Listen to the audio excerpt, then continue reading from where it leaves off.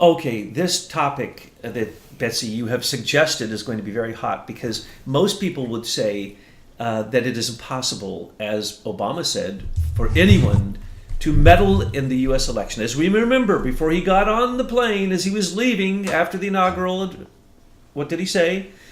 We know for a fact there was not a single vote changed by Russian meddling in the election. Okay? He also gave the biggest cyber attack against any nation from America against Russia because of supposed their hacking of the election, which there was no proof of. We talked before about the 21 phishing viruses, not viruses, what are those called, when you do a phishing, and it actually went to a poll, to a private computer of a person who worked at a poll, and they counted that as their Russian meddling. And then after that, what did Obama say? Homeland Security is in charge of the election. Now, I knew that, and I knew that also he brought in other federal agencies trying to make sure there was no Russian meddling. Yeah. But when I started talking with you, it blew me away. That Eric Schmidt and the Eric Schmidt Project, the template for winning, and then the U.S. Digital Service, $1.5 billion given by Eric Schmidt, where they created an office in the White House, which was basically a cyber bunker for fighting against Trump. This is all well known. And even, what's the guy's name? Chuck Todd, he sent his number one tech guy. Obama sent him out to be in the Hillary campaign. No, helping Todd Y. Park. Todd Y. Park. He was the CTO of the White House. So this is incredible. You're the only person I've ever known that brought this to light, that Hillary Clinton wrote through the GSA $750,000 worth of approvals to create for having Facebook through a Russian who worked for Facebook write she called it. That was disclosed to Judicial Watch in a FOIA request. Dmitry Shevelenko. So this is all well known.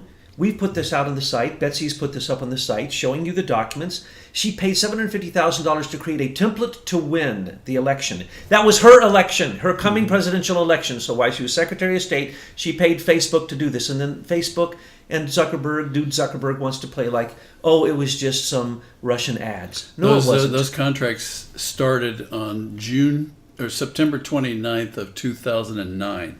So this was soon after Hillary became Secretary of State. Those contracts started, but nobody knew about them because they were hidden in her email server, and GSA did not publish them. Now, I'm going to ask you this. We've never talked about this.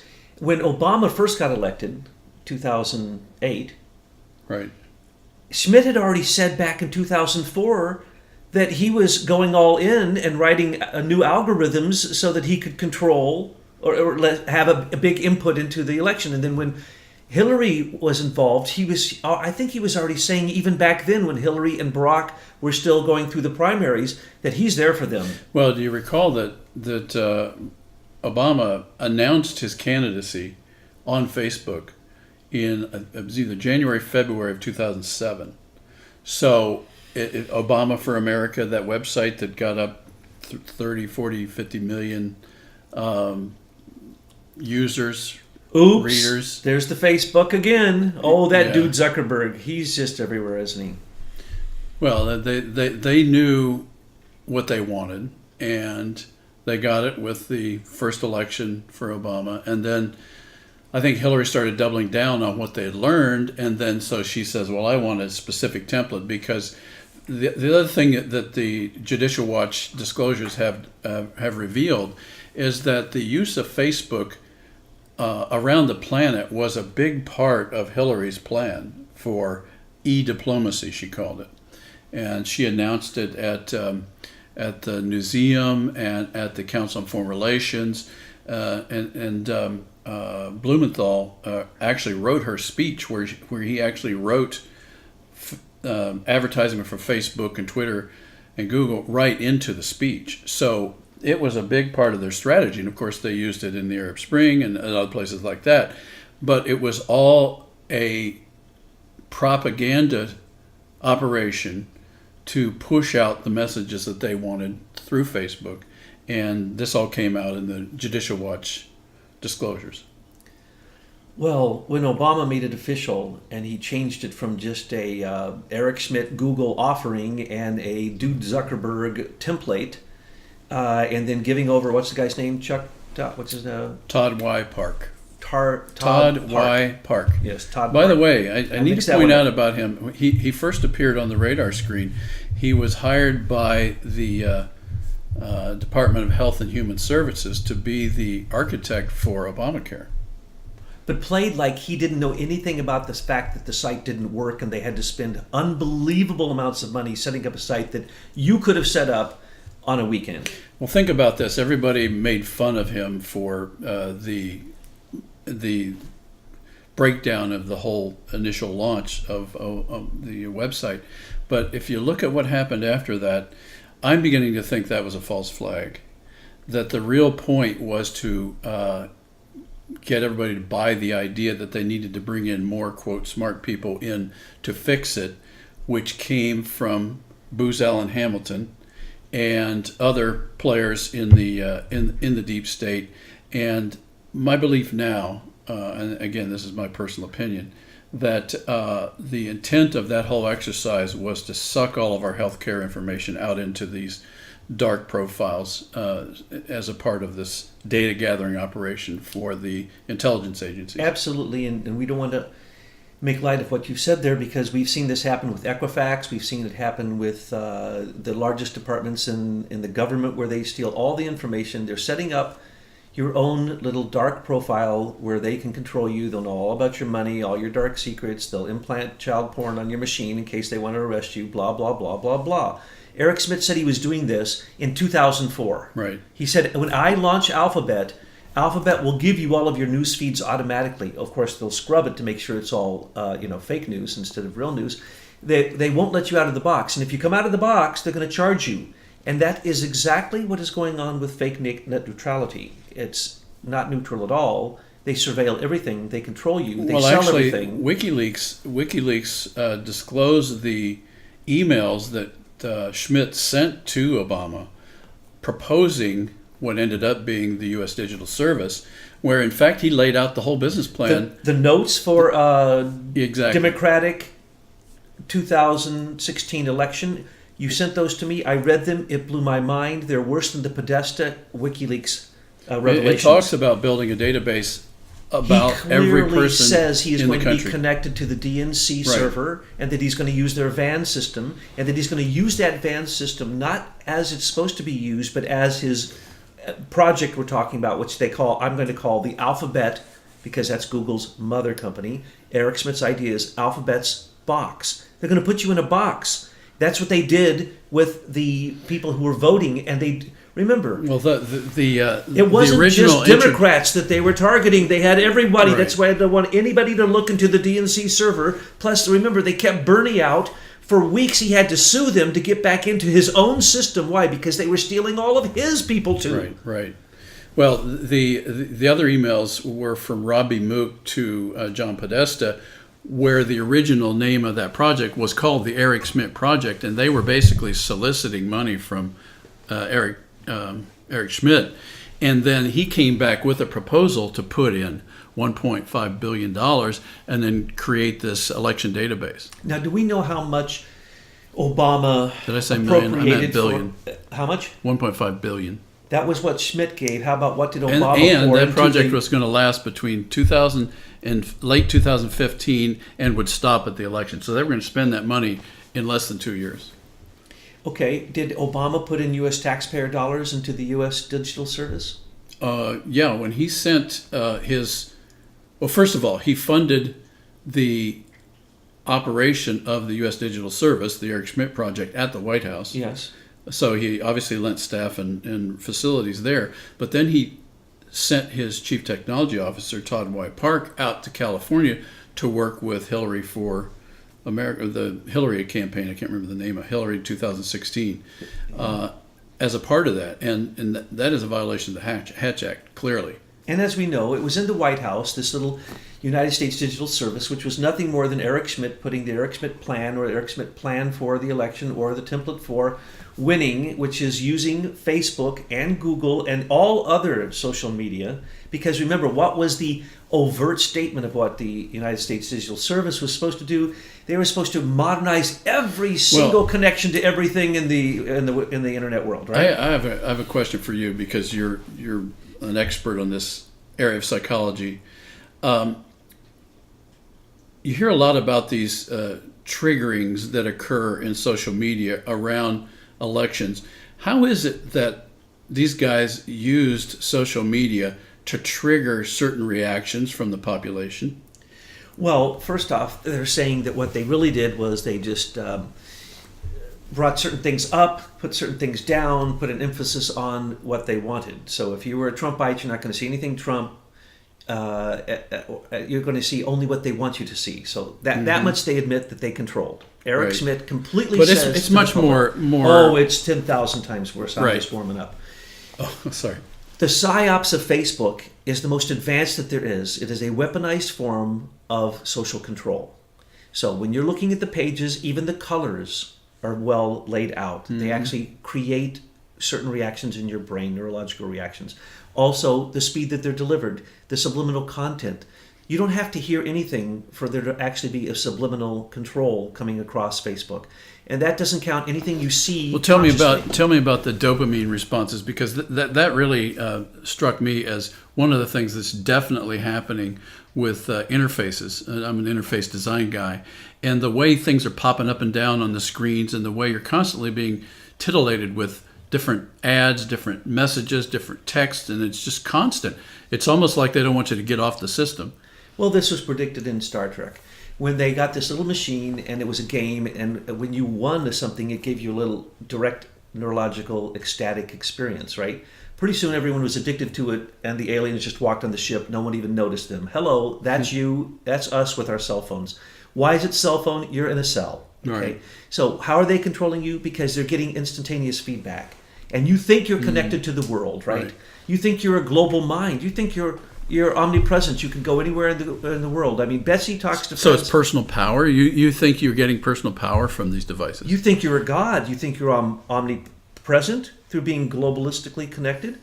You think that you're omniscient because you can do a Google and get any information you want. And you think you're omnipotent because you can tweet like Trump and take down an entire industry. So related to election control, one of the ways they do it is first of all, they get you to use the technology. Then they control the things you see, the messages you hear. And so how is it that works with some people and not with others? Some can be hypnotized, some cannot. It depends also on your nutrition. Do you have the strength to actually resist, say, electromagnetic frequencies that are bombarding you? Or let's say the microwave broadband transmissions. For some people it makes them sick. Other people can take it all day long. Some people smoke their entire life and it doesn't kill them. Other people smoke for 10 years and they die of lung cancer. I want to know about what was going on at the White House. What kind of stuff was going on there behind the scenes that most people don't know about? Susan Rice was unmasking everyone in the Trump campaign. Right, but even beyond that, what was going on? You mean during the Obama No, during election? the election. They had already planned that Hillary was going to be coronated, and they had everything set up. We could go on and on, or Michael can go on and on about all the executive orders that were set up so that basically the president becomes more powerful than ever in history. Our title is How the Cyber White Hats Saved the Election, and I want to get to that. Oh, you mean who won against the U.S. Digital Service? Yes, I want to talk about that. Oh, Alex Jones came out. I want to talk about that picture that we had posted on Truth News headlines. Yes. Looked like it was maybe inside the White House. I'm not sure. Yes. But who are these people sitting around the table? What were they doing? That was a Google picture you put up, and that was the Google staff of the U.S. Digital Service. That's what I want to know about, guys. Who only worked for months at a time to make sure they didn't get the full picture, so there couldn't be any whistleblowers. They were paid exorbitant rates, and they were created a whole federal program that paid them to be. Oh, that's how they got paid. Those people went on leave, and they were paid as a fellow, some kind of tech technological fellow or something. Right. And so they worked for a few months. And in that little tiny room, of course, they were also surveilling everything in the White House. So everything that was being on every telephone in the White House, that's how they knew exactly what Trump was saying to the head of different countries, and it was leaked before they even knew it because they were connected to the entire media. Why do you think Google would publish a picture of the group that's actually trying to rig the election? These people they're very sick in their minds. Now, what else was going on there? Right next to that was the secure compartmental information facility where Susan Rice was unmasking, right? Right. So it was all a connected plan. And who was running it all? Valerie Jarrett, the mob boss from Chicago, who had been running the Daily Mob family in Chicago for decades and who hired Michelle Obama, who was the handler of Barack Obama. And when she met Barack Obama, she says, I'm going to make you into the president. And once George Soros said yes, that was the end. And sorry, Hillary, whose dad was the second in charge of the mob in Chicago when Al Capone was killed and the mob in Chicago, the top dogs were killed, he became number 2 in charge of the Chicago mob. Rodham, she's a Rodham. And this is Chicago mob moved to Washington, and what they were doing was they were extorting these tech lords, because why? When he became president, he found out the truth about the fact that they stole your patents and what IBM Eclipse is. He found out that, and what did he do? He extorted them and said, "You people will give me $2 billion for my library," and they did. $2 billion. Before he left the White House, he extorted them for $2 billion, and then he allowed them to come in a complete revolving door experience going on in the White House. So Silicon Valley and the White House were one and the same.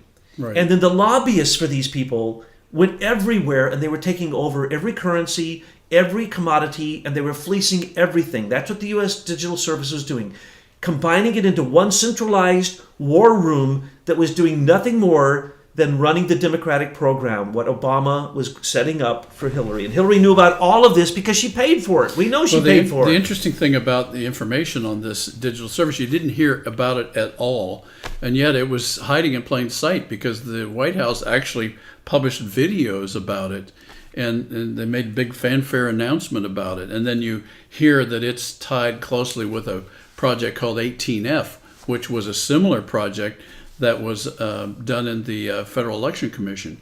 So when you see U.S. Digital Service and Federal Election Commission, you almost can be guaranteed that this was an election rigging program. Merged with Homeland Security, merged with the Office of the Director of National Intelligence, counterintelligence, particularly the counterintelligence office through Rasmussen, made available all the intelligence. All NSA raw data was made available because Obama allowed that to happen in the last months of his time. He also allowed Homeland Security to be in charge of the elections. That was one of his last executive orders. This was the Constitution was burnt. It no longer exists after Obama was there because he went after every single element of the Constitution that I know of, and everything he's doing here is completely illegal. This meddling in the election is the worst scandal. No, it's not even a scandal. It is the worst crime committed by politicians in American history. So it was a miracle that Donald Trump got elected anyway. Well, let's look at the primaries. Now, first off, the White Hats, I'm going to have you explain, but first I'm going to explain the primaries in my extremely opinionated point of view. I hadn't noticed. You hadn't noticed No. Sometimes I get a little opinionated. Okay, we know that Bernie was screwed by Hillary because every single state had a different form of corruption, or all of them altogether. I think that's admitted now. They know that. Oh, I mean, when it came to the presidential election, they had buses that Veritas watched these buses coming 20 and 30 times to different polls, the same groups of buses being bussed from one state over to a smaller state, so that one of the states went against Trump. It would have gone for Trump had those bussed illegals. Those weren't even citizens.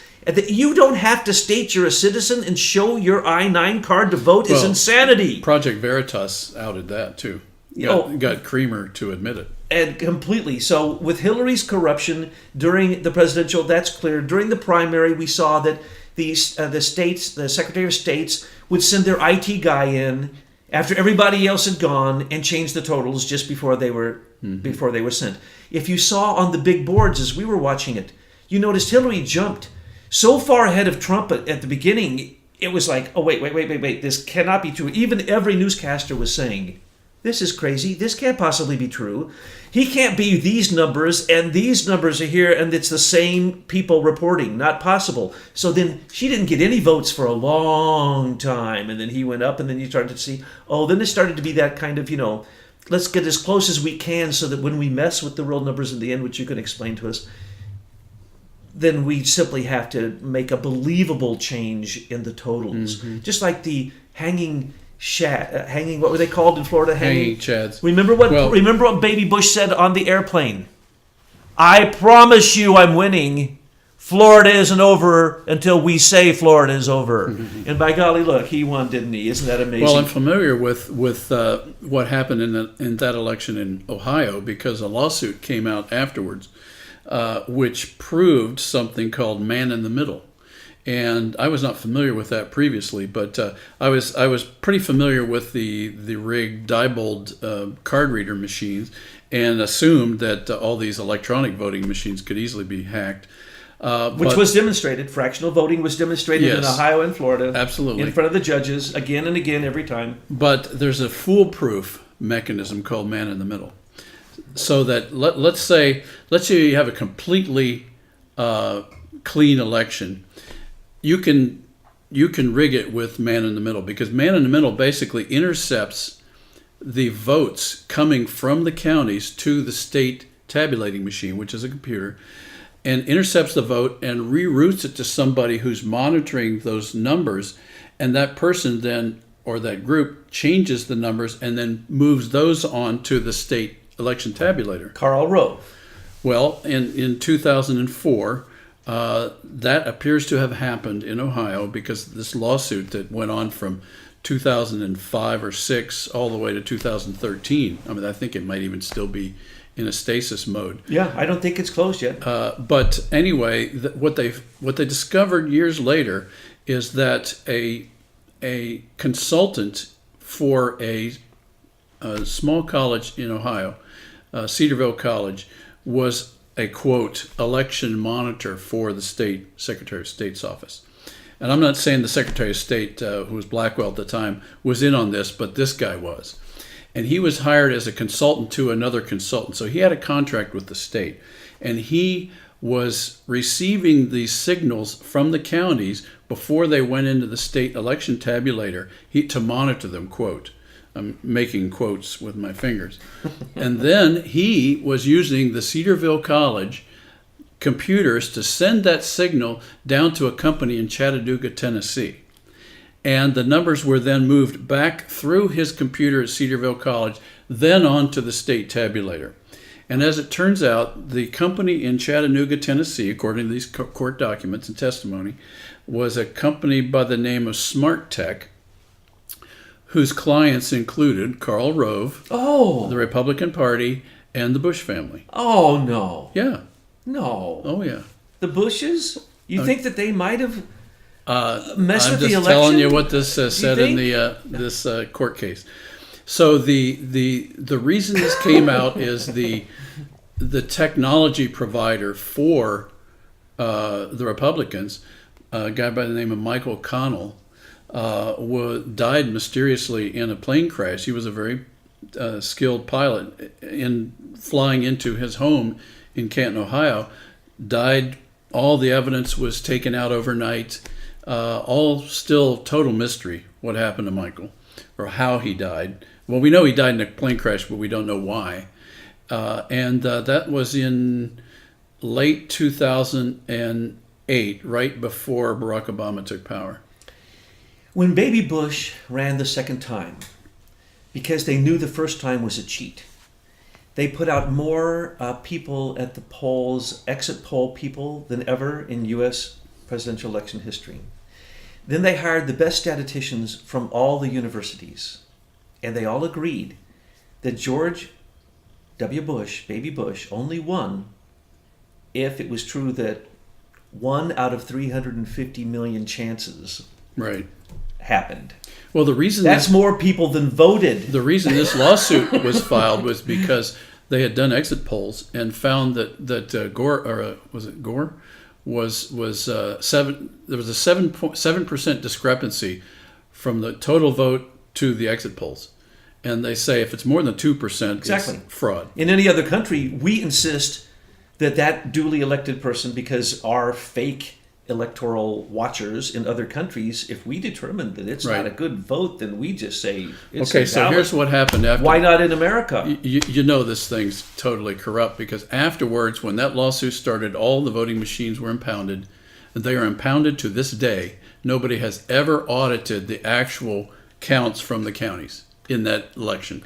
I can tell you I watched endless films of people using those Diebold machines and coming up with results that favored Bush. Also, I remember seeing the 2 times that the owner of the Diebold company said, if you get my machines in these key states, I will give you the election. He said that in public. Well, there's a great HBO documentary called Hacking Democracy where they actually showed a group of people how to do that. So Alex Jones, some weeks ago, shocked me, and then of course afterwards I called you and you shocked me when he said that the White Hats went in and, first off, let me just quote George Soros. George Soros, before the election, was asked, who's going to win? He goes, absolutely Hillary will win. And the person said, well, how can you possibly know absolutely that Hillary will win? He goes, oh, don't worry, Trump will win the popular vote, but I've taken care of the electoral votes with paid political announcements. In other words, the subliminal control in his $200 million campaign in the last 2 weeks was supposed to subliminally make sure that the electors in the Electoral College would throw the vote to Trump, even if the popular vote, he couldn't control them through the ads. So he was quite confident of this. It was only Paul Manafort, the most powerful lobbyist in the world, who got Yanukovych reelected after being kicked out of office in Ukraine, came in and he got the Electoral College to vote along their legal lines instead of the fact that most of them said they weren't voting for Trump. So there, and then I asked the question. I said, this can't be possible. Manafort can't do this. And then I heard the answer. It was a Facebook app that the Electoral College used. So somehow Manafort got control, and the White Hats won there too. Interesting. So when Alex Jones came out and said the White Hats, they knew that Trump was going to win the popular vote, but that it's all rigged because he saw the rigging. He said local sheriffs were brought into the state, in the swing states, to basically put a firewall around the firewall to prevent any tampering with this man-in-the-middle approach, and that probably saved. How does that happen? Was that a hack? Do you have to physically No. mute the machine? You just have a technology guy go in there and put a firewall into the Ethernet connection that's going into the computer, and Can basically you do that remotely? not and be sure that you can really stop things. You need to be right there at the site. So these are Patriot White Hats who did this. Yes, I believe that's true. Well, I believe that is our history right now. And I believe that people are very silly to attack Trump knowing that over half of America, probably more like 65% of America, totally supports Trump and has not lost faith in him. So when you attack Trump, there's like this reverse thing that happens, which we call the Trump effect. It's like the Jedi warrior was supposed to have. He's supposed to have a shield that when someone shoots at it, the energy they use to get you goes back at them. That's Trump. He doesn't have to attack anybody, but when they attack him, they better be ready, because then what happens? Scarborough's dirt comes out. Lauer's dirt comes out. Hollywood falls. NFL falls. I mean, are people paying any attention to the fact that this social network that was created is now, it was created as a weapon to be used against us, and now our own president uses it against them, the real creators. Well, now they're trying to use net neutrality to stop that by implementing censorship through the net neutrality. But hopefully it's going to get flipped back to the Department of Commerce, so this whole issue with monopolies can be applied instead of this net neutrality rule. So true, but you know, Michael, I'm getting really worried right now because I realize that you know Russians. And so I'm kind of wondering, are you going to tell me there was no Russian meddling in the presidential election? Don't get me upset by saying there wasn't, because I just spent a year and a half nonstop hearing how there was. Oh no, that was all fake news. Do you think there was any Russian meddling in the election? You know Russia better than anybody I know. Well, I don't think there are any simple answers to a complex question. That's a good engineer's answer. Especially related to an entire continent with, 10, 11 time zones? You can't make any generalizations about that many people. Well, how about it's that impossible. Friend of yours, Putin? Oh, is he a friend of yours? No. I don't know. You were only friends with Yeltsin, right? We might have we might have had an encounter years you ago. have to disclose this. Years ago. Are you a foreign agent? Come on. That's why Tony is not nowhere to be found. That's why John Podesta says he's had nothing to do with his brother and his company for 15 years. That's why Flynn is going down. Manafort's going down. Are you a foreign agent, Michael? The Russians are skilled enough to hack? Absolutely, they're skilled enough to hack. They're very bright programmers, and are their ethics the best in the world? Hey, there's a lot of scoundrels over there too. So I'm not saying it didn't happen or couldn't happen, but think about all the money we have spent on security in this country, and to hear this juvenile accusation about Russia as if it's some cartoon is just laughable. Because if we haven't spent enough money to this date to protect ourselves, running around with our hair on fire saying the Russians did it is again just laughable. As far as I can tell, they're our friends, and if they supported anybody, it would have been Hillary. So thank you for your opinion on that. So you were not a Russian agent? No. And you don't know that there was Russian meddling, but they're smart enough if they wanted. They could, if they wanted to meddle, they could. But I don't believe that that's what happened. I know who the Russian meddlers were. That would be Dmitry Alperovich, his father Michael, and a few of other people that we've already pointed out. So there's and also what's his name, Dmitry. How about Yuri Milner and his Yuri Milner and Alashar. Well, I mean that's why you can't make a simple solution to the answer to the question about did the Russians meddle. There are Russians involved with Facebook for sure. I mean, the Russians have made billions and billions of dollars off of the Facebook IPO. That's known. That's public. So information. they wouldn't hurt Facebook because that's where it's a moneymaker for them. Well, they've cashed out a lot of that already. Okay, they're smart. So the Russians lived under a communist system that was totally depraved for 70, 80 years. That did things to people in the Soviet Union. It messed up their heads. And so a lot of bad things happened. But in the same breath, a lot of very good things happened, and it really honed their skills, their character, their courage. And so you've got a lot of different types of people in the Soviet Russia, just like you do here. Well, who's Putin going to back, Hillary or Trump? Who is he backing in the election? Who did he vote for? The problem I have with any of those questions is the level of duplicity all over the planet related to world powers is enormous and off the charts. Mm-hmm. So I can't tell. Mm-hmm. I mean, these guys are skilled liars on all sides. So what we're being fed is what they want us to believe about the situation, which I believe is just sophomoric. You have such correct answers. You are not like me. I go ahead and speculate because no, I don't want to speculate because I have hired Russian programmers and they're very skilled. But the other thing I've also learned about dealing in business with Russians in the early 90s is there was a joke we used to make that a contract's the beginning of negotiations to a Russian. That's funny. I think we'll end on that tone.